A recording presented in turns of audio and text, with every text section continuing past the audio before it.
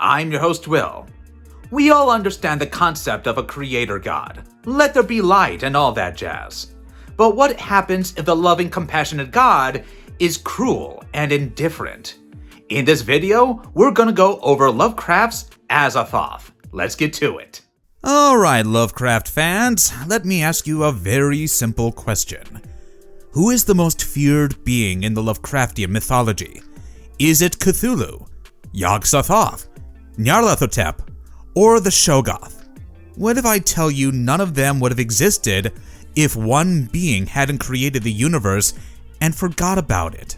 Yes, we're talking about Azathoth, the seed of this very universe, and the father of those monstrous creatures that give you nightmares. In this video, we will uncover all the known and unknown facts about Azathoth to give you a taste of how everything unfolded in this vast lore. So, without any more talk, let's dive straight into the details. Who is Azathoth? Azathoth is the numero uno of this universe, as all the horrifying entities that you know or have heard about form the Lovecraftian mythology that had emerged from its core. Bestowed with titles such as the Blind Idiot God, the Daemon Sultan, the Nuclear Chaos, and the Lord of All Things, Azathoth sits at the pinnacle of everything that comes from this vast lore. And how do we know that? In April 1933, the father of this particular universe, H.P. Lovecraft, wrote a letter to writer and political activist James F. Morton, in which he sketched out the family tree of his universe, where he kept Azathoth at the very top, establishing him as the very source of everything. Below him were all the creatures, monsters, aliens, and humans that you are familiar with in a step-by-step progression.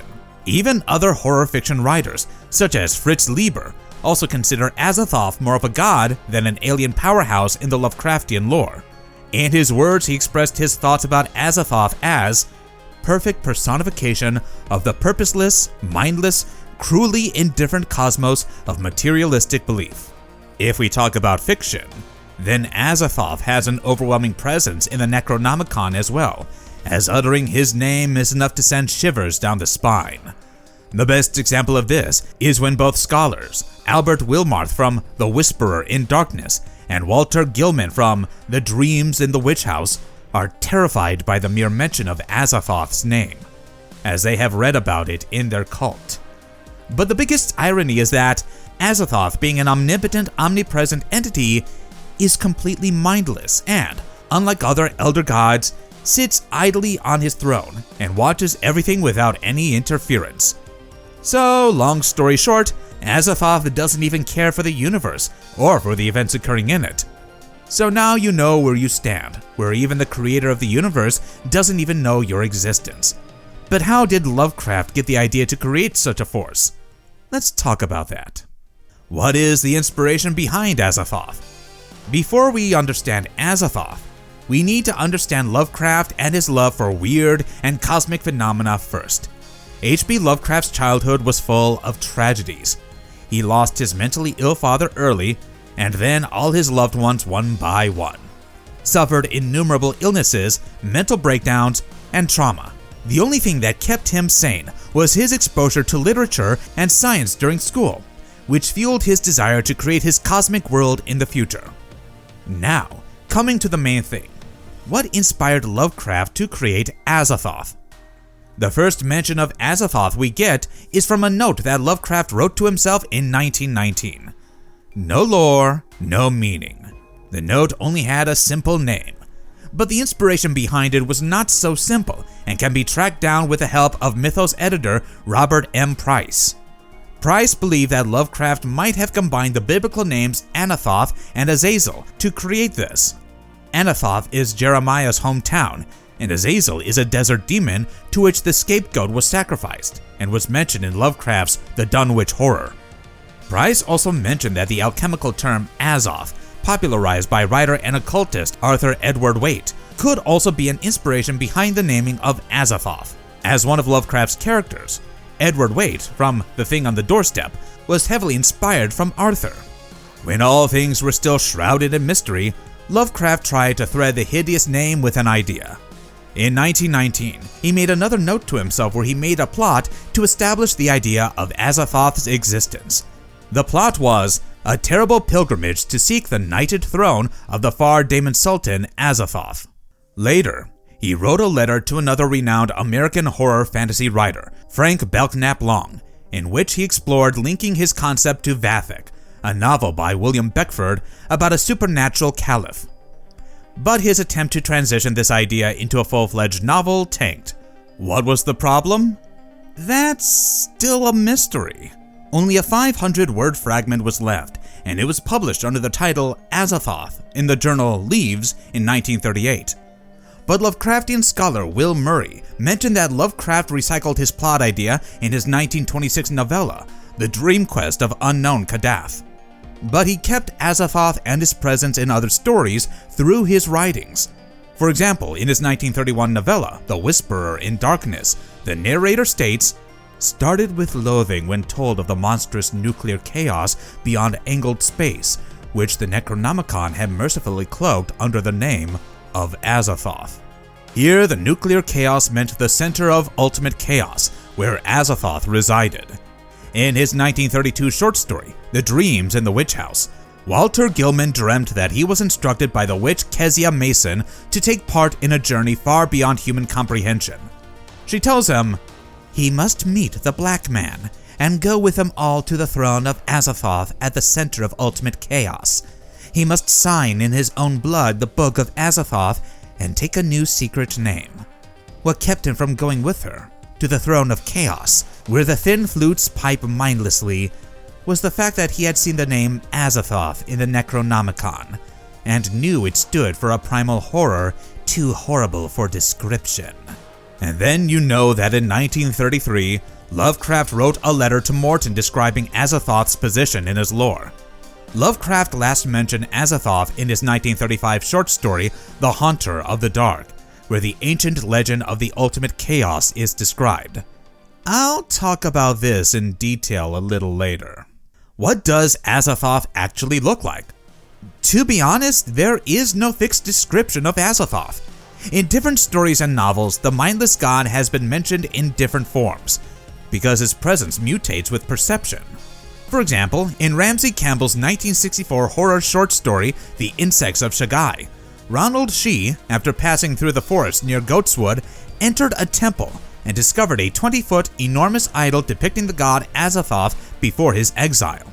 The idol's form looked disgusting and alien, with a massive bivalve shell supported by many flexible legs. From the half-open shell, there were many jointed cylinders, tipped with polypus appendages. But this was just a teaser of the idol's gruesomeness.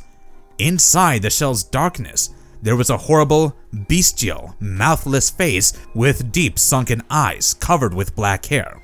But what was this idol of Azathoth doing on Earth? Here's the small backstory. Actually, Campbell's short story, The Insects from Shoggoth, is within the Cthulhu mythology. The insectoid alien race known as the Shans worshipped this Azathoth idol, and after their homeland was destroyed, they carried it to other planets and galaxies where they settled. They were forced to leave Uranus and teleport their temple to Earth, specifically Goatswood, England, in 1643 AD, in a flawed state, and, due to Earth's atmosphere, they were prevented from teleporting again. They couldn't travel any further and decided to stay and grow their cult on Earth. Coming back to Ronald again, later he saw something ooze into the corridor. He felt it was something of a pale gray shape, expanding and crinkling, which glistened and shook gelatinously as still-moving particles. But turned out that was only a shadow, or his afterthought. According to the books, it is mentioned that no mortal can withstand the sight of Azathoth. If they do, then it will be a complete destruction of the beholder. You can find an example of this in the 1939 short story Hydra, written by H.P. Lovecraft's friend and author Henry Kuttner. While some accounts, such as Russell's Guide to Interdimensional Entities, depict Azathoth as a huge sentient black hole, and the Necronomicon simply states that the fire of Azathoth is all brightness and heat as it devours. Another shocking thing about Azathoth is that it is asexual and genderless. It reproduces other gods by fission, but its offspring are classified as androgynous. Where does Azathoth exist? And what is the court of Azathoth? I already mentioned that Azathoth resides in the formless center of ultimate chaos, which is located outside the ordered universe, where no time or space prevails. Azathoth sits in the court of Azathoth, a plane where all dimensions come together. If I have to say more precisely, then this plane is the region where anything, it doesn't matter how surreal, contradictory, or impossible it might be, anything just takes place and folds into sensation. Another important thing about the court of Azathoth is that it is described as a place where no dreams reach. Other gods have the authority of the dreamlands, but the court of Azathoth is one place that nobody can mess around with. Even though mortals can reach the court of Azathoth, that would be a bad idea for their sanity. Even though in the novel The Dream Quest of Unknown Kadath, Shantak, under the orders of outer god Nyarlathotep, almost took Randolph Carter to the den of Azathoth. However, Carter managed to save himself and returned through the cosmic inroads with Singak and Nodin's help. Is Azathoth actually conscious? What does it mean to be the blind idiot god? In a letter from the 1930s, H.P. Lovecraft described Azathoth as the mindless lord of nighted chaos who is the father of all other horrors and is coeval with the ultimate abyss itself. Through his books, Lovecraft mentioned that Azathoth doesn't scheme to destroy things. He just sits in his cozy throne of space and time, gnaws hungrily, and mutters things that he sees in his dreams and cannot understand. Verse 22 from the poetic cycle of Lovecraft's fungi from Yog-Sothoth confirms this. Out in the mindless void the daemon bore me, past the bright clusters of dimensional space, till neither time nor matter stretched before me, but only chaos without form or place. Here the vast lord of all in darkness muttered things he had dreamed but could not understand.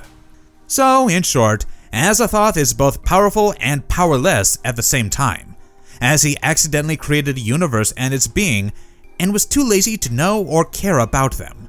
You might think that it is a bizarre contradiction, but if you know Lovecraft's takes on cosmicism, then Azathoth's nature is quite evident. According to Lovecraft, the cosmos is a concept beyond space and time, in which human beings or their humanity are considered insignificant. Even their history, footnote, and belief system are irrelevant on a universal scale.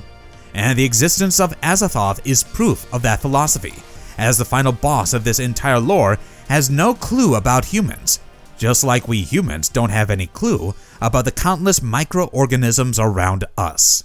What is the music around Azathoth, and why does it matter? Since childhood, I knew that music brings joy and happiness, but for Azathoth, it serves a bigger purpose. Remember earlier in the inspiration section when I mentioned a lot about where the name Azathoth may have come from? In that bit, I forgot one very important thing. According to Robert M. Price, he also believed that Azathoth could be inspired by the celebrated writer and poet Lord Dunsany's work, Mana Yud Sushai. Mana Yud Sushai is a creator god who sleeps eternally, while his subjects play music to keep him unconscious. Azathoth is somehow very similar to Mana Yud Sushai, as other outer gods dance at the beat of pipes and drums to keep him in a dormant state. Again, from the latter half of verse 22, we can confirm this. While near him, shapeless bat things flopped and fluttered in idiot vortices that raised streams fanned. They danced insanely to the high, thin whining of a cracked flute clutched in a monstrous paw, whence flow the aimless waves whose chance combining gives each frail cosmos its eternal law. Even Gilman had dreamt about a thin, monotonous piping of an unseen flute. All these factors indicate that music has been integral to the primal chaos. But there is always a debate about whose monstrous paws were those who played the flute that made the gods dance to its tunes, whether it was Azathoth itself or one of his underlings. But why do they need to keep the blind idiot god from waking up? Because, just like the Mana Yud Sushai, if Azathoth wakes up, it would be the end of the world. Not like Judgment Day when we witness with other gods. The theory is that all the reality happening in this universe is a dream inside Azathoth's unconscious mind. If he wakes up, the dream ends, and so do we. So our very existence is dependent on the sleep cycle of a moody god. Who worships Azathoth? You already know that the insectoid species, Shan, worships Azathoth, but there are many who devote themselves to the service of the Lord of this universe. You remember I told you that Wilmarth and Gilman feared Azathoth as they learned about him from their cult. That reestablishes the fact that there are many earthly occult groups that follow the legends of the mindless god and pose a threat to anyone who tampers with their belief or god. Another important name that is famously linked to Azathoth is Edward Pickman Derby from Lovecraft's short story, The Thing on the Doorstep. He wrote a collection of nightmare lyrics and named it Azathoth and Other Horrors. In August Derleth's interpretation, the Necronomicon depicts Azathoth as a cosmic rebel, much like Lucifer's rebellion in the biblical tales, and prophesizes his return. This is what is stated in the novel The Lurker at the Threshold. Those daring to oppose the elder gods who ruled from Betelgeuse, the great old ones who fought against the elder gods, were instructed by Azathoth, who is the blind idiot god, and Yog-Sothoth. Here is the story behind it. It is said that both Azathoth and his twin, Ubo-Sathla, were created by elder gods to serve them as servants. But they rebelled and created their own army of gods to fight them. The elder gods got furious and, as punishment for crossing their limits, the twins were reduced to mindless beings and banished. While Azathoth had to settle itself in the primal chaos, Ubo-Sathla was thrown into the underground realm, Iga. And now Azathoth will return, and this parallel story binds the Cthulhu mythology with Judeo-Christian theology. What is Azathoth's relationship with the other outer gods, and who truly runs the mythos? You already know that Azathoth sits at the pinnacle of this universe, but he is not the true ruler. He is simply an observer around whom reality grows. So, even the chart given by Lovecraft shows Azathoth as the highest being, but he is not the one who pulls the strings. It's his kids and grandkids. The first name that will pop up at the top is Nyarlathotep. From Lovecraft's letters, we have the evidence that Nyarlathotep is Azathoth's son, and from novels such as The Dream Quest of Unknown Kadath and Fungi from Shoggoth, we also learn that he serves as his messenger. Unlike his father, Nyarlathotep possesses intellect and personality. Therefore, he was seen treating his father with some contempt. In Fungi from Shoggoth, he strikes Azathoth's head as if he was playing with a child, not with the Lord of the Universe. This single act reaffirms his strong position in the lore as one who has authority and power, and, most importantly, the desire to bring things under his control. Here's the line from verse 22 to confirm this. "I am his messenger," the daemon said, as in contempt he struck his master's head. Both Nyarlathotep and Yog-Sothoth are the ones said to attend the throne of Azathoth. Then there comes the all-favorite, Cthulhu, who, in Stranger Eons, is described as the priest of Azathoth and Yog-Sothoth. But his priesthood is not holy. It is a ritual without meaning and obedience without comprehension. How does Azathoth compare to the gods in other mythologies? You already know that Azathoth has some parallels with Lord Dunsany's Mana Yud Sushai, but how does he fare against the other gods of disorder from different beliefs?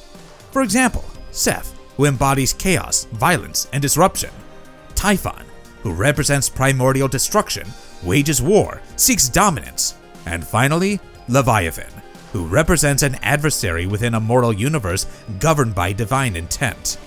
The only thing that separates them and Azathoth is that their chaos is directional. They are fully aware of their creation and the mess they have made, and act with purpose, even when the name of Azathoth started to blow up. But Azathoth, as you know, is the complete opposite, and I don't think I need to explain it anymore. Moreover, traditional gods place judgment, carry wrath, bestow mercy, and hold intent. But Azathoth does nothing. No reward, no punishment. So even though he holds the same DNA as a creator, he has no interest in holding power. There were also believers that the name could be derived from Thoth, the ancient Egyptian god of wisdom, as his name was embedded in Azathoth. But there is a stark contrast between the two. The Egyptian god controlled order and law in the cosmos and represented a solid structure of his foundational knowledge, while the other only enjoys his nap. Are there any references to Azathoth in other media? Azathoth is mentioned in the 1994 Doctor Who novel All-Consuming Fire, written by Andy Lane. What's interesting is that the novel featured the wild crossover between the worlds of Sherlock Holmes and Doctor Who teamed up to fight against a cult that worshipped Azathoth. In the novel, Azathoth was not represented as the creator of the universe. Here, he was presented with the classic Doctor Who idea that gods are not born, they are recontextualized by physics. Here, Azathoth was framed as an avatar of the Great Old Ones, entities that fled their collapsing home universe and slipped into ours, and the change in the physical laws granted them godlike powers, turning them from refugees to deities. In his own words, the Doctor described Azathoth as the amorphous blight of nethermost confusion that blasphemes and bubbles at the center of all infinity, coexistent with all time and counterminous with all space. Yeah, he went full Lovecraftian. But even with such changes, Azathoth still had the original mythos vibe of being vast, formless, and everywhere all at once. The Doctor also identified him as the weakest among all the other gods. But this could be his strategy to provoke the Azathoth cultist who had held him captive. Later, the Doctor discovered that the cultists were worshipping a false Azathoth. The imposter was using the name of a far more powerful being to manipulate the followers. What does Azathoth ultimately represent, and why does it still matter in horror today? Since childhood, I have heard that there is a creator who affectionately created all beings and listened to everyone's woes. But my introduction to Azathoth broke this very belief. I found it absolutely disheartening that the universe we love was created by accident, not by moral architecture or plan. Instead, it is someone's dream and only exists while it sleeps. And what is more horrifying is that the creator doesn't know or care about who we are, let alone listen to our prayers. This feeling, this sense of irrelevance, can keep anyone disturbed, as their whole existence can be wiped out with a yawn. And if you think the essence of Azathoth died with Lovecraft, you're mistaken. Famous American horror writer Thomas Ligotti has openly acknowledged that many of his stories gesture toward Azathoth-like concepts. His story, Nethyscurial, is the clearest example. An omnipresent creator deity, once worshipped on a remote island that slowly seeps into the narrator's life as an inescapable metaphysical truth. This is why Azathoth resonated so strongly in a post-religious world. For readers who no longer believed in intentional creation, Azathoth offered no comfort. Azathoth didn't replace God, it replaced its meaning. It didn't fill the void, it is the void. And that is the final, chilling idea. And with that, it's a wrap for this video. But before I go, let me ask you a few questions. Do you think there is any other entity bigger than Azathoth that Lovecraft failed to explore? And what other gods do you think are similar to Azathoth that we have not explored in this video? Share your thoughts in the comments section down below. Don't forget to press like, share, and subscribe to this channel. Till then, we'll see you in the next one. Bye!